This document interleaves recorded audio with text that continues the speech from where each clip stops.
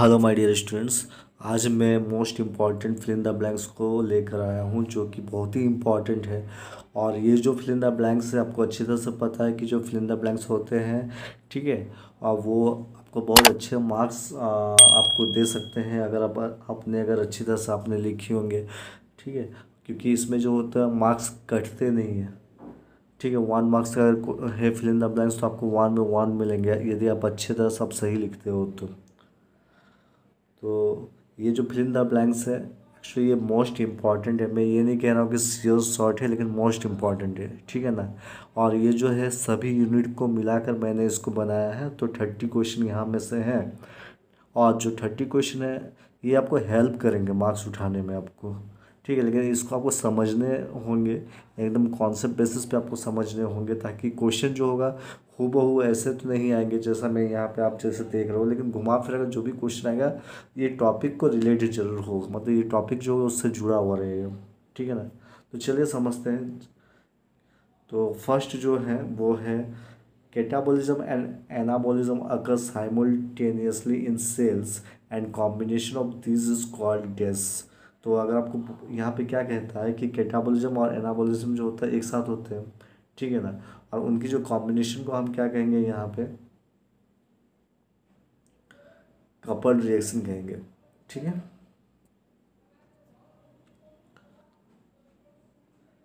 यहाँ पे समझने वाली बात है, एक्चुअली आपको पता है कि कैटाबॉलिज्म और एनाबॉलिज्म जहाँ पे होंगे उसको हम लोग मेटाबॉलिज्म कहते हैं, ठीक है ना। ये बात को समझो पहले, उससे हम क्या कहेंगे मेटाबॉलिज्म कहेंगे, ठीक है। तो अगर आप यहाँ पे, लेकिन कभी कभार क्या होता है क्वेश्चन पूछ देता है कि कैटाबॉलिज्म और एनाबॉलिज्म दोनों ही एक साथ हो रहे हैं सेल्स में, अब वो जो कॉम्बिनेशन हो रहे हैं यहाँ पे, तो उसमें जो रिएक्शन उस तरह का रिएक्शन को क्या कहेंगे, ठीक है। क्वेश्चन पूछेगा रिएक्शन की बात करें, जब रिएक्शन वर्ड दे देंगे तो आपको क्या करनी होगी, तब आपको लिखनी पड़ेगी कपल्ड रिएक्शन, ठीक है ना। हाँ, अगर आपको पूछता है कि कैटाबॉलिज्म और एनाबॉलिज्म, हाँ ना, का सम को क्या कहते हैं, तो हम उस समय कह सकते हैं कि उसको हम क्या कहेंगे मेटाबॉलिज्म कहेंगे, ठीक है ना। तो इस बात को ध्यान में रखना। अगर वर्डिंग में यहाँ पे दिया गया है कि नहीं रिएक्शन किस तरह का रिएक्शन होंगे, तब उस केस में हम क्या लिखेंगे वहाँ पे कपल्ड लिखेंगे, ठीक है। नेक्स्ट क्वेश्चन समझते हैं यहाँ पे। The shuttle system is required to transport NADH। Shuttle system क्या होते हैं, इनकी ज़रूरत पड़ती है, क्या करते हैं NADH को ट्रांसपोर्ट करते हैं। क्यों करते हैं, because the inner mitochondrial membrane are impermeable to NADH molecule. तो यहाँ पे पूछ दे कि डैश टू NADH मॉलिक्यूल, ठीक है ना। तो यहाँ पे आपको क्या करनी होगी, आपको पूछ रहा है कि शटल सिस्टम जो होते हैं इनकी ज़रूरत पड़ती है, वो क्या करेंगे NADH को ट्रांसपोर्ट करने में मदद करते हैं। इसलिए करते हैं क्योंकि इनर माइटोकॉन्ड्रियल मेम्ब्रेन क्या होता है वो इम्परमेबल होते हैं NADH मॉलिक्यूल के। तो यहाँ पे पूछ दे कि इनर माइटोकॉन्ड्रियल मेम्ब्रेन आर डेस, ऐसा पूछेंगे तो आपको आंसर वहाँ पे क्या लिखनी पड़ेगी इम्परमेबल लिखनी होगी, ठीक है। क्या लिखेंगे हम लोग उसमें इम्परमेबल, ओके। नेक्स्ट जो है dash are known as energy currency of the cell. अगर आपको पूछेंगे energy currency of the cell किनको कहते हैं, तब आप आंसर में क्या लिखोगे ATP, जिनकी फुल फॉर्म क्या है एडिनोसाइन ट्राइफॉस्फेट। तो आप क्वेश्चन ऐसा भी घूम सकता है कि adenosine triphosphate are known as dash, तो उसमें क्या लिखोगे energy currency of the cell. तो ये जो है फिल इन द ब्लैंक्स कुछ कॉन्सेप्ट बेसिस पे क्वेश्चन पूछे जा सकते हैं। तो आप ये सबको एकदम एक लीनियर वे में आप पढ़ते चले जाओ, आपको समझ में आ जाएंगे कि जो भी फिल इन द ब्लैंक्स आएंगे यहीं से किसी न किसी तरह से टाइप होंगे, यहाँ से टच होंगे, ठीक है। नेक्स्ट जो क्वेश्चन है couple reaction chemical reaction with a common intermediate in which energy is transferred from one side of the reaction to the other। मतलब यहाँ पे बोल रहा है क्वेश्चन पूछ दे कि डैश केमिकल रिएक्शन, ऐसा ही पूछ दे, समझ रहे ना कि dash chemical reaction with common intermediate in which energy is transferred from one side of the reaction to another. तो आपको पूछे तो आंसर में क्या लिखिएगा, उसमें आप उसमें लिखिएगा कपल रिएक्शन, ठीक है। तो क्या मैंने कहा है कि डैश केमिकल रिएक्शन, अगर क्वेश्चन ऐसा पूछ दो, ठीक है, ये आपको फिल इन द ब्लैंक्स में ये है, तो आंसर में यहाँ पे क्या होगा कपल रिएक्शन होंगे। या ऐसा भी पूछ दे कि कपल रिएक्शन मतलब इज अ केमिकल रिएक्शन, अगर ये विथ अ कॉमन डेज अगर ये पूछ दे तो उसमें आंसर में यहाँ पे क्या होगा, इंटरमीडिएट होगा। तो दिमाग में ये बैठाना होगा कि एक्शन, और यहाँ से ये भी क्वेश्चन आपको निकल जाए कि what do mean bye couple reaction, तो आप लिख सकते हैं कपल रिएक्शन इज, यहीं से आप लिख सकते हो ना कि couple reaction is chemical reaction with a common intermediate in which energy is transferred from one side of the reaction to the other, ये भी आप लिख सकते हो। तो अगर आप इसी को आप याद कर लो ना तो आपको यहाँ पे क्या होगा, फिल इन द ब्लैंक्स क्या होंगे, आपको कवर अप हो जाएंगे, ठीक है ना। नेक्स्ट क्वेश्चन है यहाँ पे कि dash is one of the reactants of an oxidation reduction reaction which reduces the other reactant by giving out electrons to the reactant, तो इसका आंसर होगा reducing agent। नेक्स्ट क्वेश्चन होंगे इन रिडॉक्स रिएक्शन ऑक्सीडेशन रिडक्शन अकर dash, अगर question यहाँ पे पूछ दें तो यहाँ पे आप लिखिएगा कि रिडॉक्स रिएक्शन में ऑक्सीडेशन एंड रिडक्शन जो होते हैं वो साइमल्टेनियसली होते हैं। आप समझ में कैसा होंगे, वहाँ पे साइमल्टेनियसली यहाँ पे होते हैं। तो आपको पता है कि यहाँ पे देखो वर्डिंग को यहाँ पे समझने वाली बात है कि कुछ भी क्वेश्चन कहीं से भी पूछ दे, ऐसा भी पूछ सकते हैं कि डैश रिएक्शन जो होते हैं आकर साइमल्टेनियसली, तो उसमें आपको क्या लिखने होंगे, रिडॉक्स रिएक्शन दैट इज जहाँ पे रिडक्शन और ऑक्सीडेशन दोनों हो। नेक्स्ट जो होंगे the enzyme which work only in the presence of cofactor, वैसा एंजाइम जो कोफैक्टर के प्रेजेंस में काम करते हैं उसको हम क्या कहेंगे, अपो एंजाइम कहेंगे। And working combination of two, और ये जो है दोनों का जो कॉम्बिनेशन होंगे एक साथ, मतलब एंजाइम और मतलब ये सब जो दोनों का कॉम्बिनेशन हम क्या कहेंगे, होलो एंजाइम कहते हैं, ठीक है। नेक्स्ट क्वेश्चन है after complete oxidation of a glucose molecule dash number of ATP molecules are formed, जब मतलब ऑक्सीडेशन होगा ग्लूकोज मॉलिक्यूल का मतलब कंप्लीट ऑक्सीडेशन होगा तो कितना नंबर ऑफ एटीपी जनरेट होगा, तो वैसा केस में आप क्या लिखोगे 38 of ATP molecules are form, तो यहाँ आंसर क्या होंगे 38। नेक्स्ट जो है at the end of glycolysis, जब ग्लाइकोलाइसिस के एंड होते हैं मतलब ग्लाइकोलाइसिस जब खत्म होता है तो डैश मॉलिक्यूल्स आर ऑप्टेंट, तो ये सब मॉलिक्यूल्स जो होते हैं ऑप्टेंट होते हैं, तो कौन सा मॉलिक्यूल ऑप्टेंट होगा, आपको पता है पायरुविक एसिड मतलब पायरुवेट बोलते हैं, 2 मॉलिक्यूल ऑफ पायरुवेट मतलब प्रोड्यूस होते हैं, साथ में एटीपी जनरेट होते हैं, साथ में NADH2 होते हैं, ठीक है। उसके अलावा हम बोलते हैं वाटर भी क्या होता है वो रिलीज होते हैं, तो ये सारे के सारे क्या होता है एंड प्रोडक्ट होते हैं किसका, ग्लाइकोलाइसिस का, ये याद रखिएगा।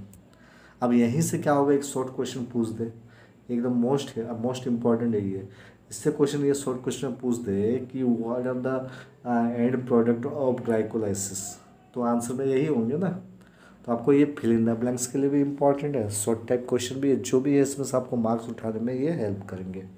नेक्स्ट क्वेश्चन समझते हैं the net result of glycolysis of one glucose molecule is the formation of dash and dash, तो बोला जाता है जो नेट रिजल्ट होता है ग्लाइकोलाइसिस में जब वन ग्लूकोज मॉलिक्यूल जब बनते हैं, ठीक है, मतलब glycolysis of one glucose molecule, तो यहाँ पे वन ग्लूकोज मॉलिक्यूल की बात कर रहे हैं, ठीक है। तो ग्लाइकोलाइसिस में क्या होता है ग्लूकोज मॉलिक्यूल टूटते हैं ना, और टूट के वो क्या देते हैं पायरुवेट को देते हैं, ठीक है ना। तो यहाँ पे कहता है कि जब वन मॉलिक्यूल ऑफ ग्लूकोज मतलब वन मॉलिक्यूल ऑफ ग्लूकोज की बात करें, ठीक है, वो जब टूट रहे हैं उस दौरान में जो नेट रिजल्ट हमको क्या मिलते हैं ये पूछ रहा है, तो उस दौरान में हम लिख सकते हैं कि 2 NADH निकलते हैं, साथ में 2 ATP बनते हैं, ठीक है, this is the net result. Next आ जाते हैं dash is form from pyruvic acid and coenzyme, question ऐसा भी पूछ सकता है, तो आंसर होंगे एसिटाइल कोएंजाइम, या ऐसा क्वेश्चन पूछा जा सकता है कि acetyl coenzyme A is form from dash, तो एसिटाइल कोएंजाइम किससे बनते हैं पायरुविक एसिड से बनते हैं, क्योंकि आपको पता है कि जब ग्लाइकोलाइसिस होता है तो वो उसमें क्या होगा ग्लूकोज टूटेंगे और वो बन जाता है क्या पायरुवेट, मतलब कहने का मतलब है कि वो बन जाते हैं पायरुविक एसिड और पायरुवेट। आगे जाके ये पायरुवेट क्या बन जाता है, एसिटाइल कोएंजाइम। ये याद रखना, क्या बनते हैं, एसिटाइल कोएंजाइम। तो एसिटाइल कोएंजाइम फिर क्या होता है, एक साइट्रिक एसिड साइकिल में चला जाता है, दैट इज TCA साइकिल में एंटर करता है। तो यहाँ पे क्वेश्चन क्या पूछ रहा है कि dash is form from pyruvic acid. तो पायरुविक एसिड से क्या बनता है, तो आंसर क्या होंगे, पायरुविक एसिड मतलब यहाँ पे कौन है, पायरुवेट की बात कर रहे हैं, ठीक है। तो पायरुवेट से आगे जाकर क्या बनेगा, एसिटाइल कोएंजाइम। तो यहाँ पे आंसर होगा एसिटाइल कोएंजाइम। अगर क्वेश्चन पूछेगा कि acetyl coenzyme is form from, acetyl coenzyme किससे बना है, तो आंसर होगा पायरुवेट, या हम बोल सकते हैं पायरुविक एसिड, ठीक है। ये बात नेक्स्ट है,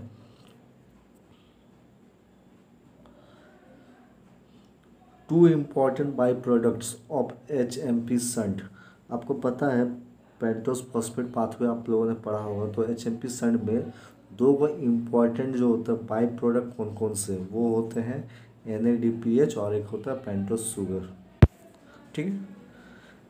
नेक्स्ट क्वेश्चन जो है यहाँ पे है, gluconeogenesis is the pathway by which glucose is form from non hexose precursor that is such as glycerol, lactate, pyruvate and glucogenic amino acid. तो यहाँ पे क्वेश्चन पूछ सकते हैं कि डैश है ना, dash is the pathway by which glucose is form.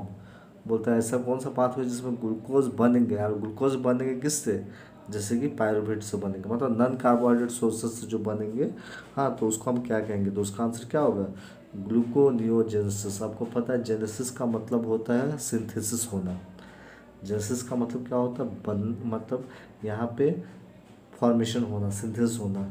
Glucon यहाँ पे मतलब क्या हुआ, मतलब यहाँ पे क्या बनेंगे, ग्लूकोज मॉलिक्यूल बनेंगे, लेकिन ग्लूकोज मॉलिक्यूल जो बनेंगे किससे बनेंगे, नॉन कार्बोहाइड्रेट सोर्स से बनेंगे, ठीक है। नॉन कार्बोहाइड्रेट सोर्स का मतलब हो गया, जैसे कि हम बात करें पायरुवेट हो गया, लैक्टेड हो गया, तो ये सबसे क्या होंगे, बनेंगे।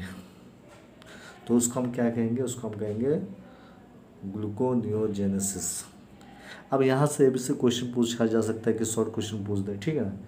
तो व्हाट इज ग्लूकोनियोजेनेसिस, तो आप इसी आंसर को लिख लोगे। नेक्स्ट जो होंगे that is gluconeogenesis is essentially the dash. तो आंसर अगर पूछे ऐसा तो उस समय लिखना पड़ेगा रिवर्सल ऑफ ग्लाइकोलाइसिस, ठीक है। तो ग्लूकोनियोजेनेसिस क्या है, is the reversal of glycolysis. Next important जो होगा फिल इन द ब्लैंक्स होगा, जैसे पूछ दे कि dash is the conversion of glycogen polymer into individual glucose unit.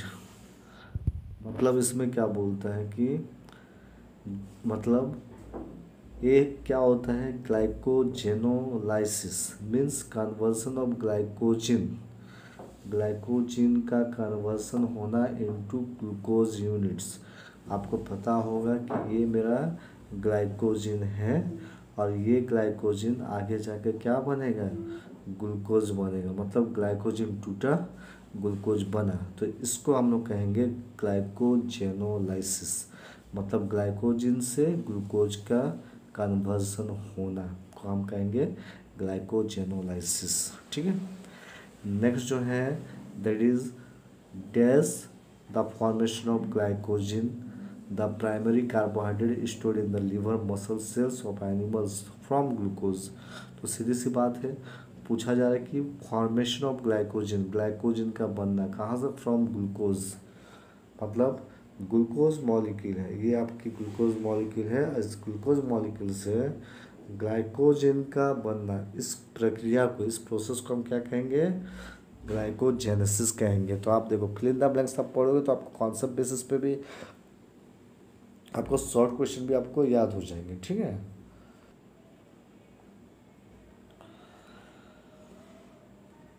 तो इस तरह से आपने 16 क्वेश्चन को देख लिया, ठीक है। तो अब fill in the blank next में चलते हैं 17 नंबर, beta oxidation of fatty acid produce dash as the end product. तो यहाँ पे आंसर क्या होगा, एसिटाइल कोएंजाइम ए। तो आपको बोला जा रहा है यहाँ पे जब बीटा ऑक्सीडेशन होगा किसी भी फैटी एसिड का, तो उसका एंड प्रोडक्ट मतलब फैटी एसिड का जब भी बीटा ऑक्सीडेशन होता है तो उसका जो एंड प्रोडक्ट होता है वो क्या क्या प्रोड्यूस करेंगे, एसिटाइल कोएंजाइम। ये ठीक है ना, ये आपको याद रखनी होगी। तो ये क्वेश्चन किसी भी तरह से घुमा के आ सकता है फिल इन द ब्लैंक्स पे, ठीक है। या ऐसा पूछा जा सकता है कि dash produce acetyl coenzyme A as the end product, तो उस केस में आप क्या लिखोगे, beta oxidation of fatty acid, ठीक है। नेक्स्ट क्वेश्चन है palmitic acid is a fatty acid with dash carbon chain. तो पूछा जाता है कभी कभार ऐसा कि जो पाल्मेटिक एसिड है या इसको हम बोलते हैं पाल्मेटेड भी बोलते हैं, तो उसमें कार्बन की संख्या कितनी होती है, तो आंसर क्या होगा 16। या ऐसा बोलेंगे कोई 16 कार्बन चेन वाली कोई एक फैटी एसिड का एग्जाम्पल दीजिए, शॉर्ट क्वेश्चन पूछ दे तो आंसर क्या होगा palmate. Next question the formation of the urea, यहाँ पे यूरिया होगा।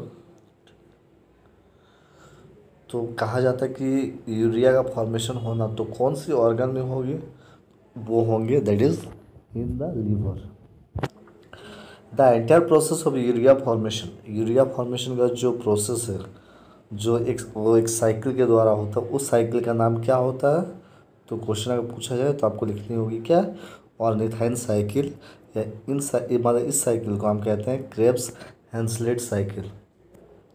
The first step in urea formation in the ornithine cycle involves the formation of carbamoyl phosphate. तो पहली जो स्टेप में होंगे और इस पर क्या बनते हैं, ठीक है। यूरिया फॉर्मेशन जब होता है that is carbamoyl phosphate from ammonia and carbon dioxide in the presence of the enzyme. कौन से एंजाइम यहाँ पे आएंगे, कार्बामोइल फॉस्फेट सिंथेटेज, ठीक है ना। और साथ में उसमें एटीपी की भी जरूरत पड़ती है। अब जो है नेक्स्ट जो क्वेश्चन यहाँ पे आपको देखने को मिल रहे हैं that is in human two amino acids dash are exclusively ketogenic. कौन से एमिनो एसिड है जो कि बहुत मतलब ज़्यादा ही क्या है बोल सकते हैं वो एक्चुअली वो कीटोजेनिक में आते हैं, तो वो है आपको याद रखनी होगी एल का स्क्वायर। एल स्क्वायर मतलब हो गया एक होंगे आपका लाइस मतलब एक होंगे लाइसिन और एक होंगे ल्यूसिन, मतलब यहाँ है leucine, this one is the lysine. तो आप इसको याद रखिएगा एल का स्क्वायर, ठीक है। तो वो कीटोजेनिक में आते हैं। इससे से क्वेश्चन पूछा जा सकता है कि कीटोजेनिक का एग्जाम्पल क्या है, और ऐसा पूछा जा सकता है मान लो कोई एक यहाँ पे फिनाइल एलानिन, फिर आइसोल्यूशन, थ्रियोनिन, ट्रिप्टोफैन, टायरोसिन, ये सब के सब क्या है, ये जो होंगे कीटोजेनिक भी होंगे और ग्लूकोजेनिक भी होंगे, मतलब बोथ टाइप होंगे, ठीक है ना। क्योंकि आपको पता है कीटोजेनिक और ग्लूकोजेनिक एमिनो एसिड होता है, तो दोनों तरह का जो एमिनो एसिड होंगे तो ये सब एग्जाम पाँचों जो है उसके अंदर में आते हैं। दिस 5 1 2 3 4 एंड 5 हो सके आपको पूछ दे कि एग्जाम्पल दीजिए, है ना, जिसमें कीटोजेनिक और एज वेल एज ग्लूकोजेनिक दोनों होंगे, तो कोई दो एग्जाम्पल आप दे सकते हैं जैसे आइसोल्यूशन, थ्रियोनिन, ठीक है। अगर सिर्फ पूछिए कीटोजेनिक क्या है तो ल्यूसिन एंड लाइसिन को याद रखिएगा। नेक्स्ट क्वेश्चन है यहाँ पे transamination involves transfer of dash from one amino acid to the keto group of keto acid. तो यहाँ पे आंसर क्या होगा, मतलब यहाँ पे फिल इन द ब्लैंक्स में क्या लिखोगे, दैट इज एमिनो ग्रुप। हाँ, तो ये जो होंगे नेक्स्ट होंगे कि urea is produced by amines in liver. मतलब यूरिया जो होता है प्रोड्यूस होते हैं कहाँ पे, लीवर पे, ठीक है। मतलब urea is produce in liver by the dash of extra amino acid. जब एक्स्ट्रा एमिनो एसिड के माध्यम से क्या होगा, यूरिया जो होगा प्रोड्यूस होगा, एक प्रोसेस के द्वारा होगा, उस प्रोसेस का नाम क्या है पूछेंगे तो आपको लिखनी पड़ेगी दैट इज डीएमिनेशन। नेक्स्ट जो है यहाँ पे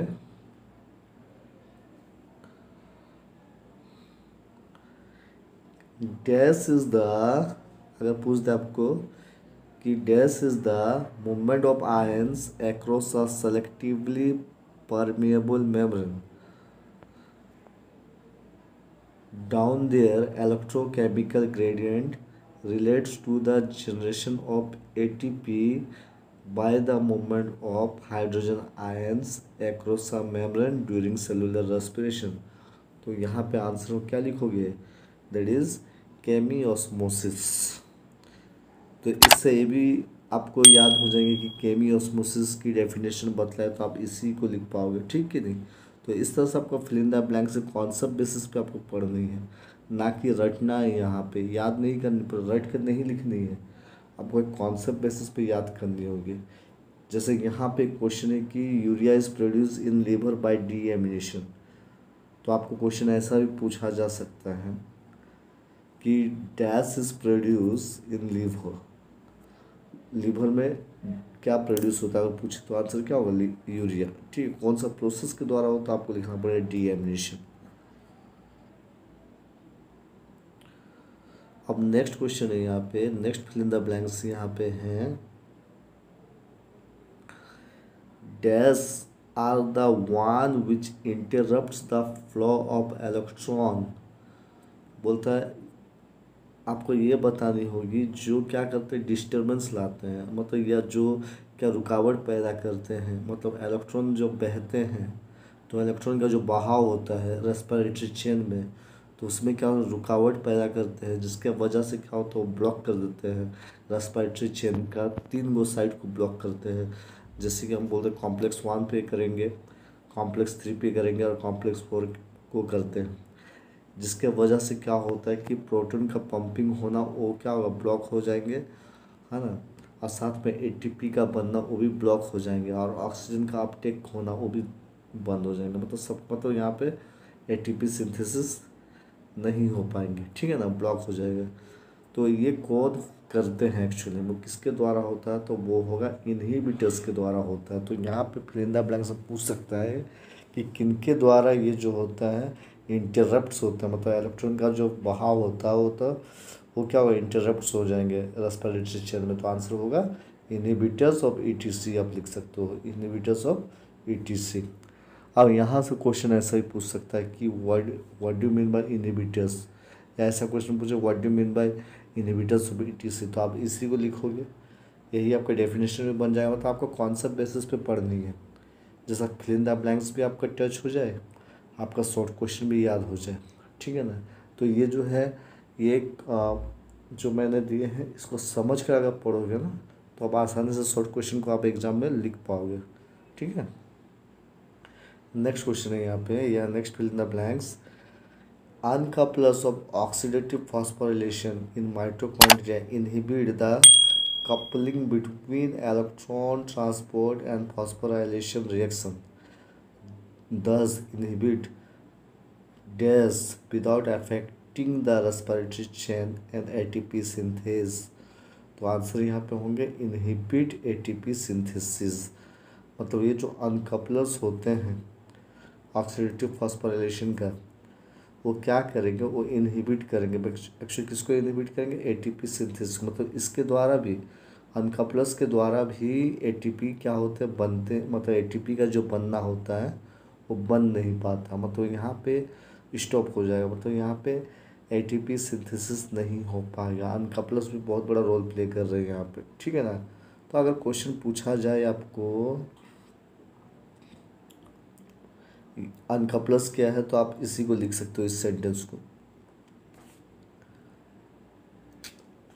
नेक्स्ट जो क्वेश्चन है यहाँ पे, या next fill in the blanks आपको पूछ दे, dash is a series of compounds where it makes use of electrons from electron carrier to develop a chemical gradient. ये जो होता है सीरीज ऑफ कंपाउंड्स होते हैं जो क्या करते हैं, जो यूज़ करते हैं इलेक्ट्रॉन्स का फ्रॉम इलेक्ट्रॉन कैरियर्स से, ताकि एक केमिकल ग्रेडियंट को क्या करे, वो डेवलप कर सके। तो आंसर होगा इलेक्ट्रॉन ट्रांसपोर्ट चेन, जिसको शॉर्ट फॉर्म में हम क्या कहते हैं, ईटीसी। यहाँ से डेफिनेशन भी पूछा जा सकता है कि इलेक्ट्रॉन ट्रांसपोर्ट चेन की डेफिनेशन बताइए। तो इसके बेसिस पे आप अगर इसको पढ़ोगे तो आप इसको डिफाइन भी कर पाओगे अगर पूछा जाए कि what is ETC, that is electron transport chain. Next जो है fill in the blanks, dash is the removal of an amine group as ammonia.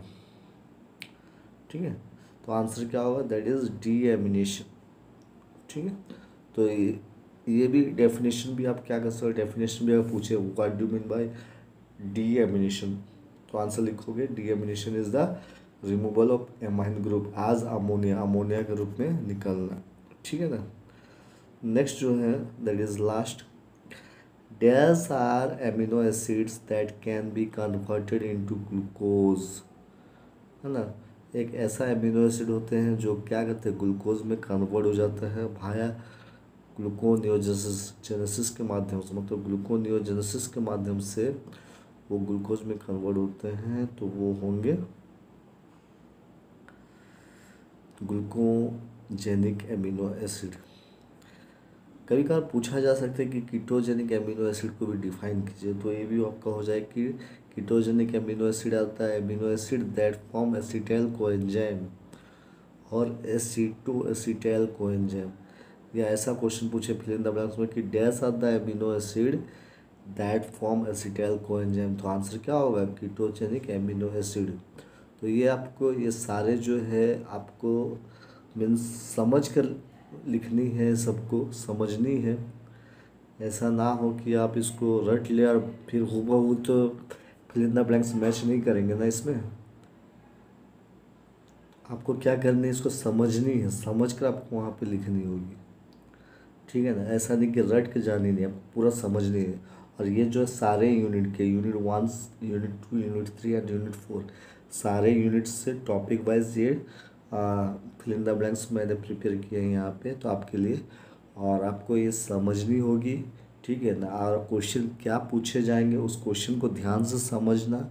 और ये जो टॉपिक सब है यहाँ पे जिसको मैंने बोल्ड किए हैं, ठीक है ना, तो वो सब टॉपिक को आप याद करके जाना। मतलब टॉपिक नहीं, ऐसे वो सेमेंस कह सकते हैं, सारे वर्ड्स जो है वर्ड जो वर्डिंग सब है, ठीक है ना, तो उनको आप याद करके जाना ताकि आप वहाँ पे फिल इन द ब्लैंक्स में इनको आप वहाँ पे आप लिख सको।